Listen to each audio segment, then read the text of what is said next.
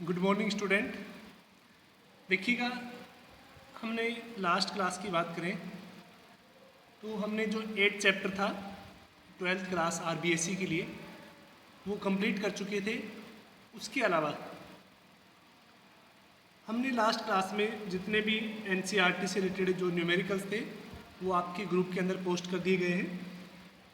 आज का जो नेक्स्ट टॉपिक है और जो नेक्स्ट चैप्टर है दैट इज़ चैप्टर 9 आरबीएससी के लिए, और ये chapter same as it is CBSE में 6th चैप्टर है। ठीक है, देखिएगा, अगर हम चैप्टर की बात करें तो चैप्टर क्या है? विद्युत चुंबकीय प्रेरण। विद्युत चुंबकीय प्रेरण। अब बच्चों देखिए, विद्युत चुंबकीय प्रेरण होता है, ये क्या होता है, इसके बारे में हम इस चैप्टर के अंदर डिस्कस करेंगे। देखिए, अगर हम लास्ट चैप्टर की बात करें तो उसमें हमने क्या किया था कि हमने देखा कि जब किसी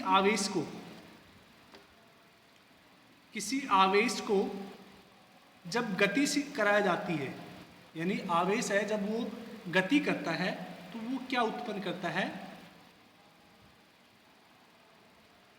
चुंबकीय क्षेत्र उत्पन्न करता है। ठीक है ना? यानी अगर हम बात करें यहां से कि जो परिवर्तित विद्युत धारा है वो किसको उत्पन्न करती है? चुंबकीय क्षेत्र को उत्पन्न करती है। बच्चों, परिवर्तित विद्युत धारा इसका मीन्स क्या है कि हमने आवेश को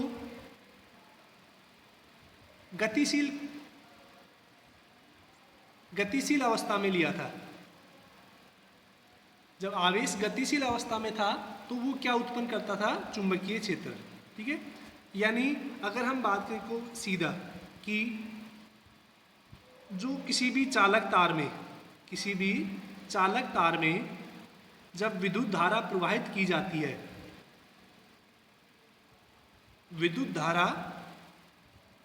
जाती है,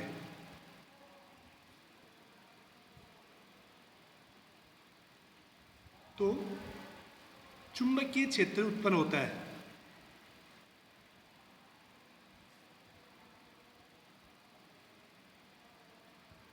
ये हमने मेन कंक्लूजन किस में पढ़ा था? पिछले वाले चैप्टर नंबर 8 के अंदर।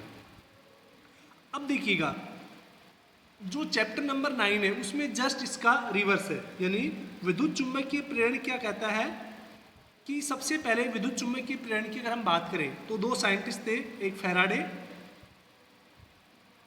और एक हेनरी। उन्होंने देखा कि जब विद्युत धारा आई है वो चुंबकीय क्षेत्र उत्पन्न कर सकती है, तो क्या इसका रिवर्स पॉसिबल है, यानी क्या चुंबकीय क्षेत्र से विद्युत धारा उत्पन्न हो सकती है या नहीं।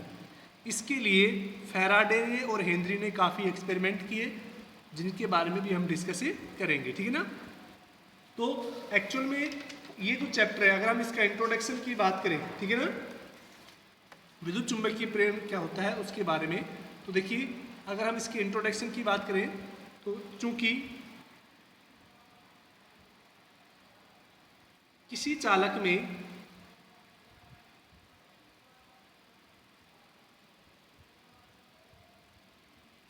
गतिशील आवेश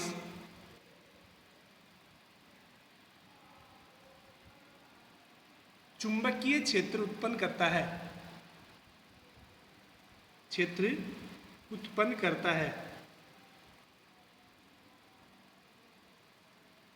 ठीक है, ये आपको पता है कि किसी भी चालक तार में चुंबकीय क्षेत्र क्या होता है? उत्पन्न करता है। तो यह प्रश्न उठता है कि क्या परिवर्तित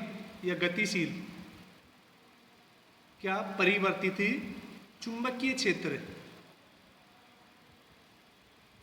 विद्युत धारा उत्पन्न करेगा,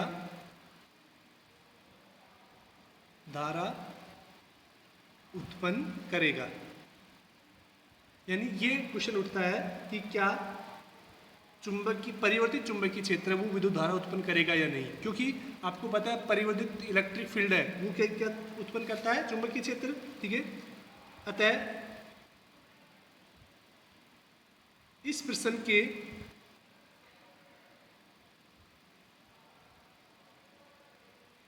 उत्तर के लिए 1830 में फैराडे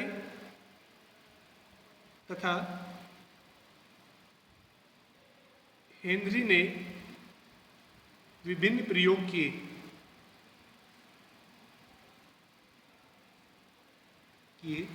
तथा यह सिद्ध किया कि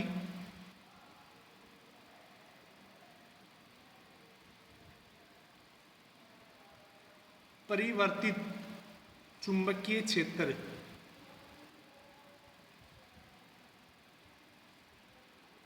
विद्युत धारा उत्पन्न करता है।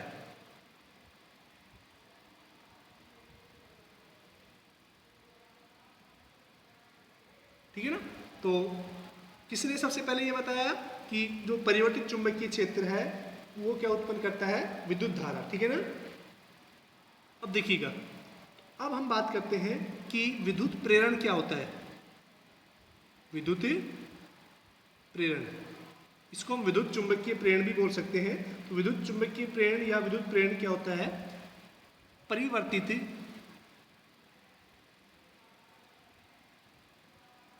चुंबकीय क्षेत्र द्वारा परिवर्तित चुंबकीय क्षेत्र द्वारा विद्युत धारा का उत्पन्न होना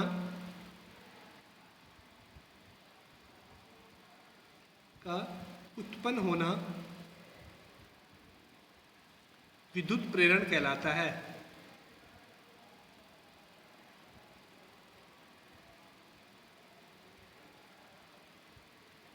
ठीक है।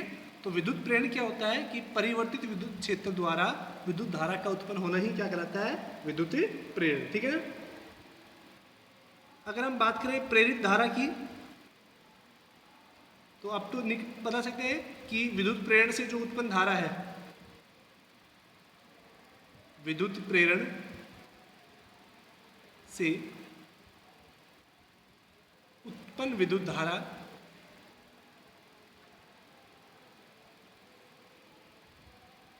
प्रेरित धारा कहलाती है।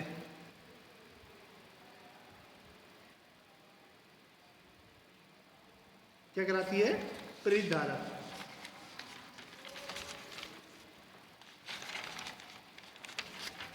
नेक्स्ट हम बात करते हैं बच्चों कि जो नेक्स्ट है उसके बारे में, दैट इज प्रेरित विद्युत वाहक बल। तो देखिएगा, ईएमएफ की बात करें तो प्रेरित विद्युत वाहक बल क्या होता है, विद्युत चुंबकीय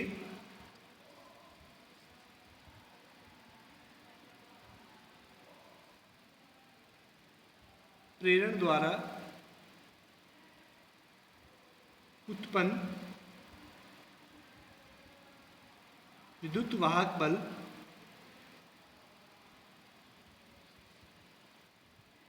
क्या कहलाता है, प्रेरित विद्युत वाहक बल कहलाएगा।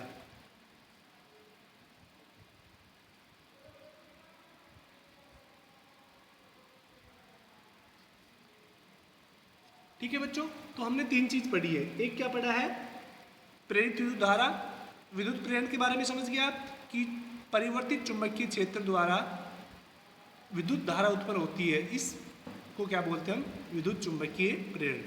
अब नेक्स्ट हमने बात की थी कि प्रेरित धारा क्या होती है, कि विद्युत चुंबकीय प्रेरण के दौरान उत्पन्न विद्युत धारा को हम क्या बोलते हैं, विद्युत चुंबकीय प्रेरित विद्युत धारा। ठीक है। प्रेरित विद्युत वाहक बल क्या होता है कि विद्युत चुंबकीय प्रेरण के दौरान उत्पन्न विद्युत वाहक बल क्या कहलाता है, प्रेरित विद्युत वाहक बल कहलाता है। क्लियर।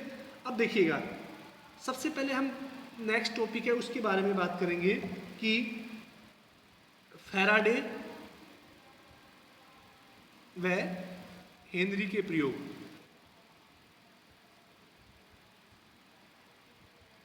यानी इन्होंने किससे संबंधित प्रयोग किए थे? प्रेरित विद्युत धारा से संबंधित, यानी विद्युत चुंबकीय प्रेरण से संबंधित जो प्रयोग है वो सबसे पहले किन्होंने की थी? फैराडे तथा हेनरी ने। ठीक है, सर्वप्रथम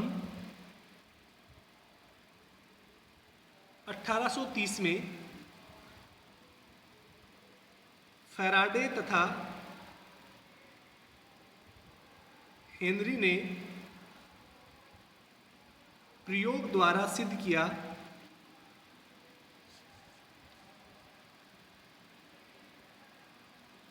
किया कि जब किसी चालक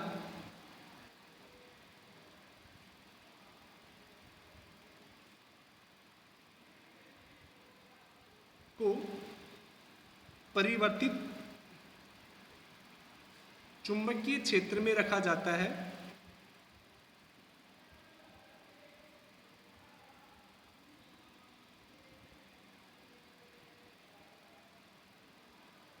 तो विद्युत धारा उत्पन्न होती है।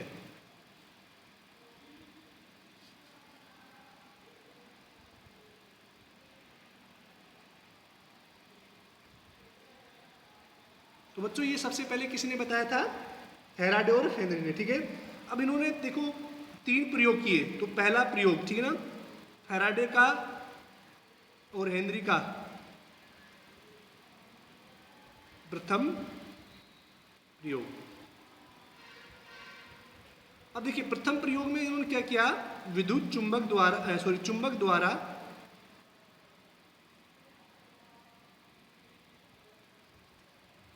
धारा का प्रेरित होना, यानी किसके द्वारा धारा को प्रेरित किया है? चुंबक के द्वारा। अब देखिएगा इसके लिए इन्होंने क्या किया कि इस तरह से एक प्रयोग किया। इन्होंने क्या किया कि एक कुंडली ली, ठीक है ना, ये एक इन्होंने कुंडली ली,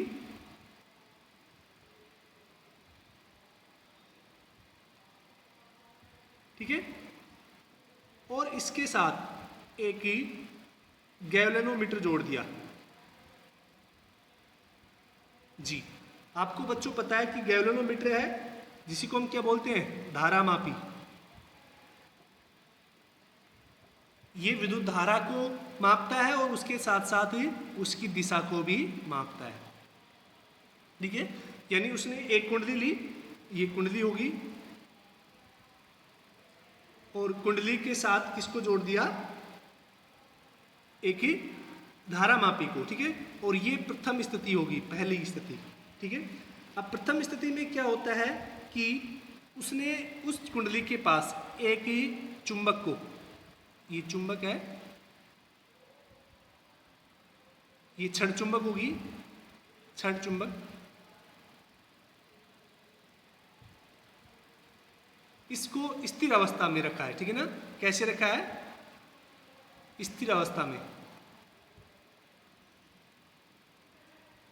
ठीक है, यानी स्थिर अवस्था में, तो यहां इसका वेग v कितना हो गया? 0। तो स्थिर अवस्था में उसने देखा कि जब एक कुंडली के पास एक क्षण चुंबक को स्थिर अवस्था में रखा जाता है तो उसके अंदर से कोई भी करंट, इस कुंडली में कोई भी विद्युत धारा प्रेरित नहीं होती। यानी फर्स्ट अगर हम बात करें, जब किसी धारावाही कुंडली के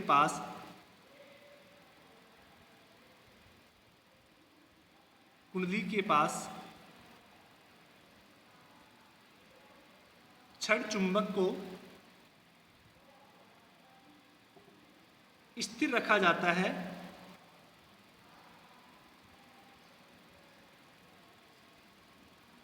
तो कुंडली में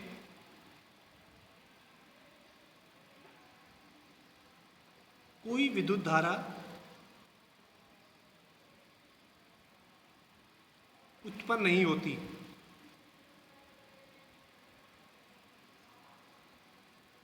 यानी जब उसको स्थिर रखा है तो कुंडली के अंदर क्या हो गया?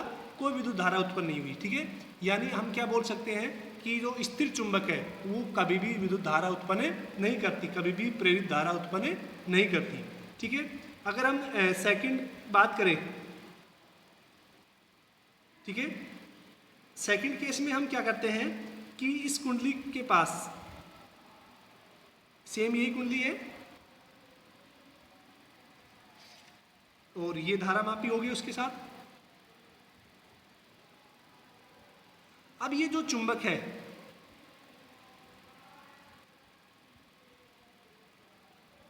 इसको गति कराते हैं इस दिशा में, किधर, चुंबक को कुंडली की दिशा में क्या कराते हैं, हम गति कराते हैं, ठीक है। इसका जो वेग है वो किस दिशा में है, इसमें, ठीक है।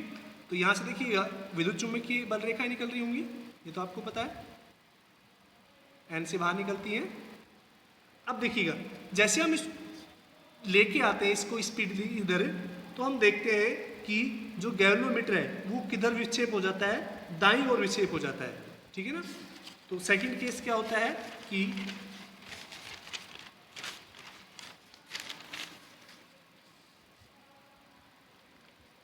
सेकंड केस में हमने क्या किया है, जब छड़ चुंबक के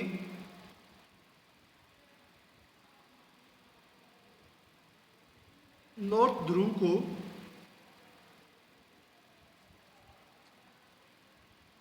कुंडली की ओर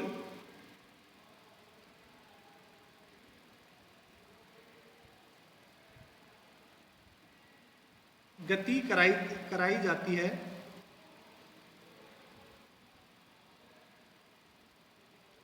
तो धारा मापी के अंदर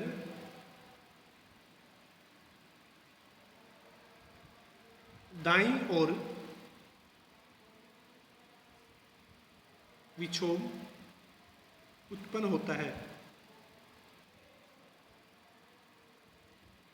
यानी जैसे हमने मैग्नेट को मूव कराया तो धारा मापी के अंदर विक्षोभ उत्पन्न हुआ। विक्षोभ का मतलब वो उसके अंदर कुछ करंट फ्लो हुआ, तभी वो अपनी मूल स्थिति यानी जीरो से कुछ विस्थापित हुई। इसका मतलब यहाँ से क्या हुआ कि जब जैसे हम चुंबक को हिलाते हैं तो किस में परिवर्तन होता है, चुंबकीय प्रेरण में परिवर्तन होता है, जिससे क्या होता है कि प्रेरित विद्युत धारा उत्पन्न होती है, ठीक है। थर्ड केस में हम क्या करते हैं बच्चों कि ये जो कुंडली है इसके पास जो चुंबक छड़ चुंबक है उसको हम मूव करा रहे हैं, लेकिन इस बार हम क्या करते हैं उसके मूव कराने की दिशा है वो बदल देते हैं, यानी हम उससे दूर लेके जा रहे हैं, ठीक है। जब छड़ चुंबक के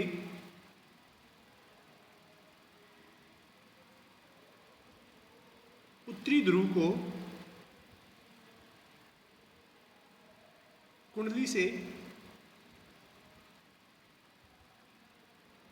दूर ले जाया जाता है,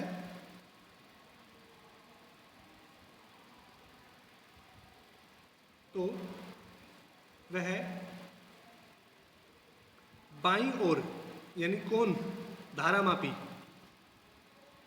मापी बाईं ओर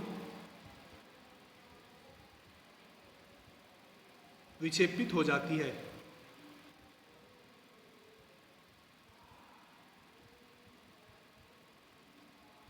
अब देखिएगा यहां से बच्चों एक क्या कंक्लूजन निकाला आपने कि अर्थात हम क्या बोल सकते हैं, अर्थात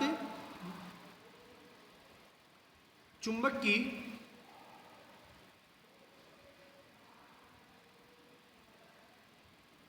गति की दिशा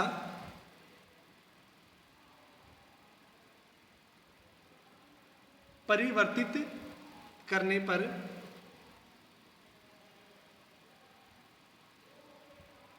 धारा मापी में उत्पन्न विद्युत धारा की दिशा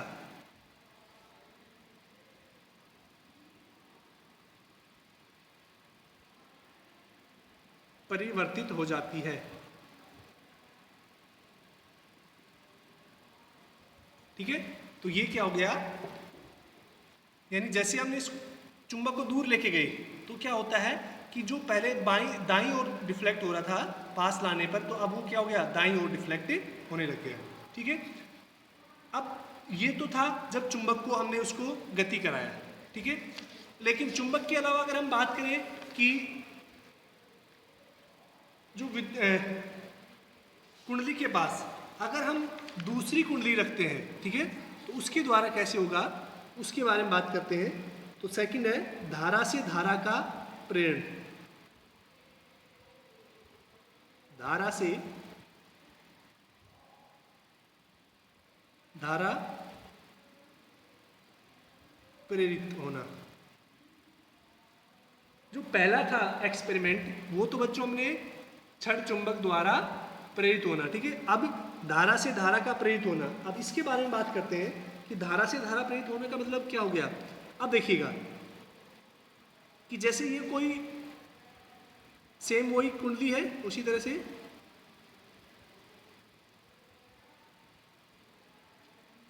ये गैल्वेनोमीटर जुड़ा हुआ है, उसके अंदर धारा मापी, और इसके पास एक दूसरी कुंडली और रख दी हमने, और इसके साथ हमने बैटरी जोड़ दी और एक कुंजी की जोड़ दी। ये की हो गया, ये बैटरी हो गई। तो इसमें धारा प्रवाहित हो रही है और इसमें कुछ नहीं है, बस एक धारा मापी जुड़ी है और कुंजी जुड़ी है। अब देखिए क्या होता है इसके अंदर, पहला कि जब हमने इसको ऑफ रखा है पहले, ठीक है, यानी इसमें ये स्विच है इसको ऑन नहीं किया है, जब द्वितीय कुंडली में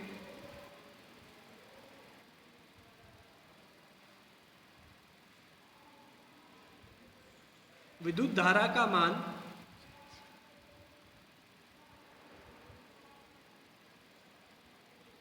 शून्य होता है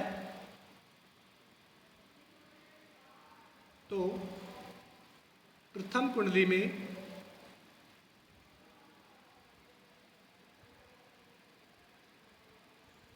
प्रेरित विद्युत धारा उत्पन्न नहीं होती।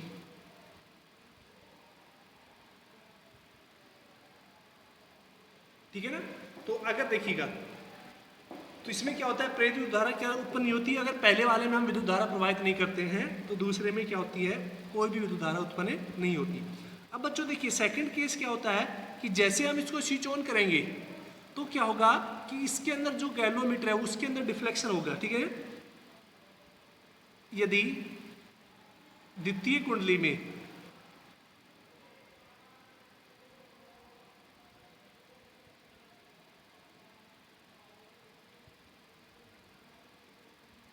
जैसे ही विद्युत धारा प्रवाहित की जाती है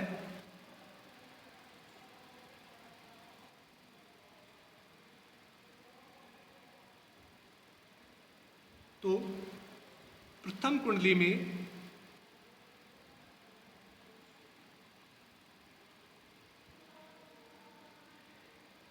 प्रेरित विद्युत धारा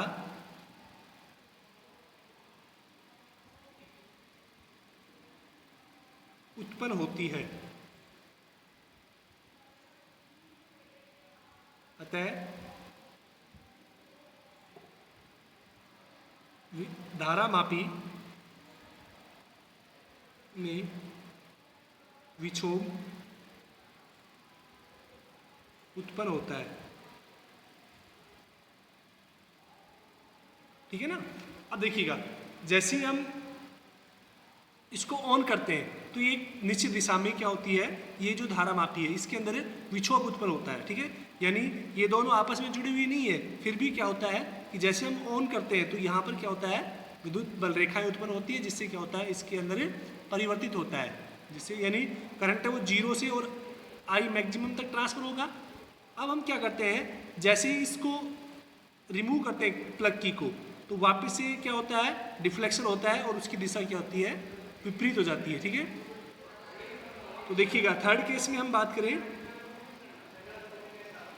ठीक है, तो थर्ड कंडीशन में क्या है कि जब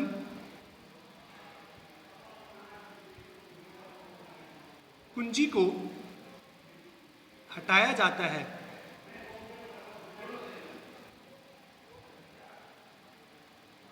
तो पुनः धारा मापी में विक्षोभ उत्पन्न होता है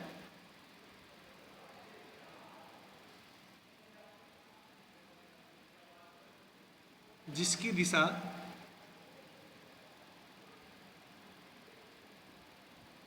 विपरीत हो जाती है।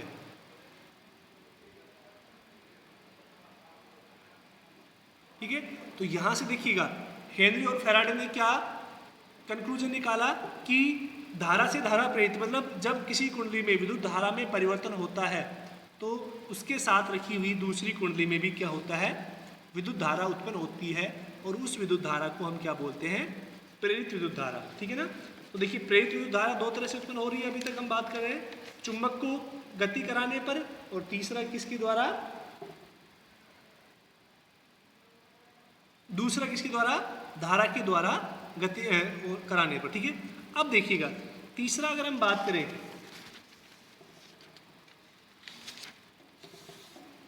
जो तीसरा है प्रयोग उसके बारे में, क्योंकि उन्होंने कितने प्रयोग किए थे, 3 प्रयोग किए थे, जो थर्ड एक्सपेरिमेंट है उसके बारे में बात करते हैं।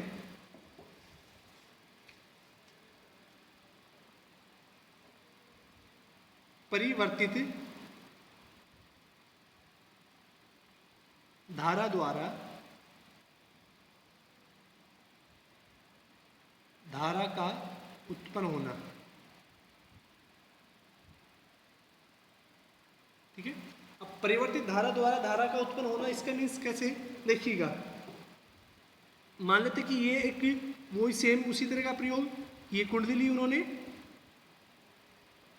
और इसमें क्या जोड़ा, एक गैल्वेनोमीटर जोड़ दिया, यानी धारा मापी, और यहां पर जो दूसरी कुंडली ली है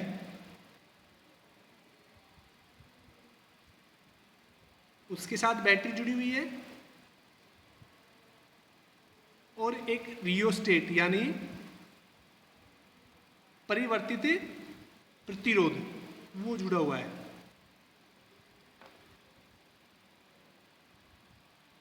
यानी इसको हम क्या बोलते हैं, RH, परिवर्तित प्रतिरोध। ये वोल्ट हो गया, ये कुंडली है L1 मान लेते और इसको हम L2 मान लेते। ठीक है, अब देखिएगा जैसे हम इस कुंडली के अंदर L2 के अंदर विद्युत धारा का मान को इंक्रीज या डिक्रीज करते हैं, इससे हम इंक्रीज या डिक्रीज कर सकते हैं, विद्युत धारा के मान को कम या ज़्यादा करते हैं, तो हम देखते हैं कि इसके अंदर जो विक्षोभ उत्पन्न होता है। ठीक है, इस प्रयोग के अनुसार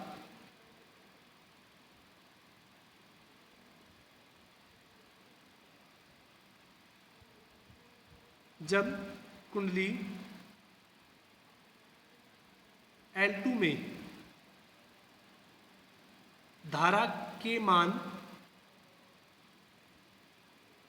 को परिवर्तित किया जाता है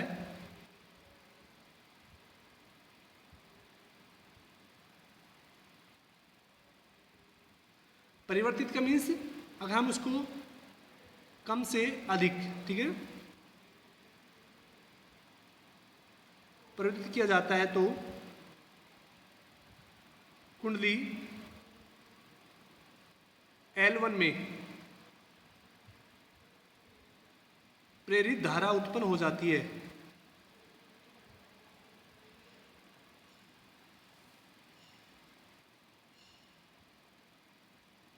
तो क्या होता है, उसमें प्रेरित धारा उत्पन्न हो जाती है, किसमें, कुंडली L1 में। ठीक है, इसी प्रकार जब धारा के मान को अधिक से कम किया जाता है तो धारा मापी में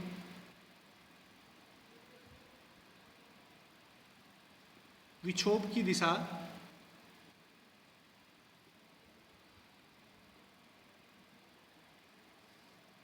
परिवर्तित हो जाती है।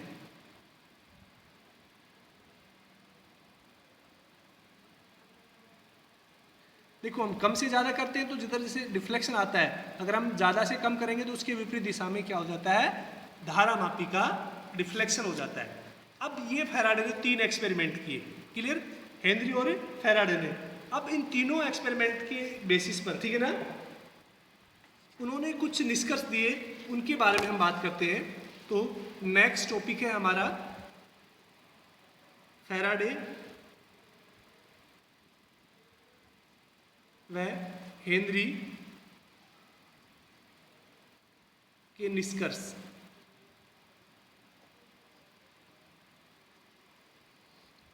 यानी फैराडे और जो हेनरी के प्रयोग के से जो निष्कर्ष है, हम उनके बारे में बात करते हैं। देखो पहला उसने क्या था कि जब हम चुंबक को स्थिर अवस्था में रखते हैं, ठीक है ना, चुंबक को हम स्थिर अवस्था में रखते हैं तो कोई भी प्रेरित विद्युत धारा उत्पन्न नहीं होती, ठीक है। तो इसका मीन्स स्थिर अवस्था में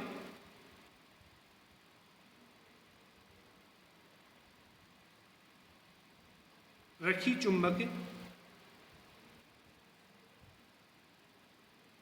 कोई प्रेरित धारा उत्पन्न नहीं करती।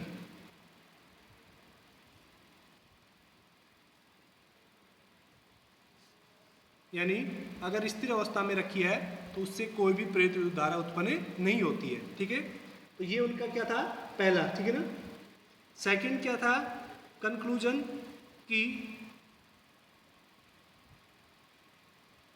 चुंबक या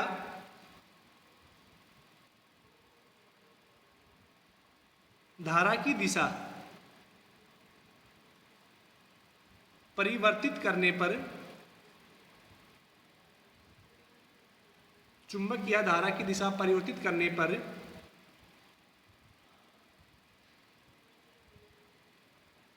प्रेरित धारा की दिशा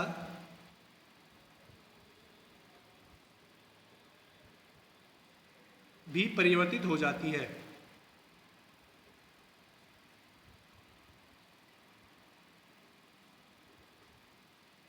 तीसरा अगर हम बात करें कि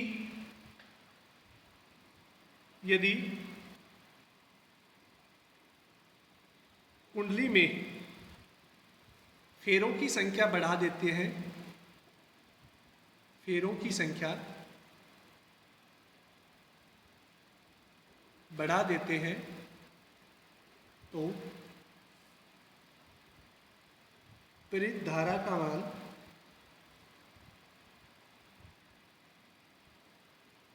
भी बढ़ जाता है।